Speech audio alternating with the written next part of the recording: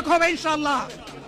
আজ আমি ঘোষণা দিচ্ছি, লক্ষ জনতাকে সাথে নিয়ে বাংলাদেশ জামাতে ইসলামী থেকে যারা আগামীতে সংসদ সদস্য হিসাবে নির্বাচিত হবেন, আরে আপনারা কথা বন্ধ করেন, আপনারা কথা বন্ধ করেন, সবাই বসে পড়েন, সবাই বসেন, বসেন, কেউ দাঁড়াবেন না, সবাই বসেন।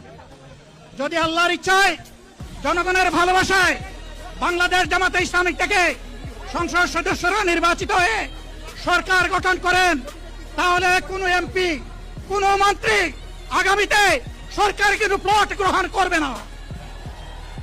কোনো এমপি এবং কোনো মন্ত্রী ট্যাক্সবিহীন কোনো গাড়ি চড়বে না। কোনো এমপি এবং কোনো মন্ত্রী তার নিজের হাতে কোনো টাকা চালাচালি করবে না।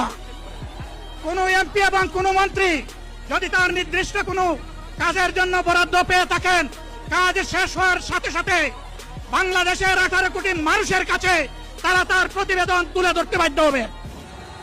সম্মানিত বন্ধুগণ, চাঁদা আমরা নিব না, দুর্নীতি আমরা করব না। চাঁদা আমরা নিতে দেব না, দুর্নীতি আমরা সহ্য করব না।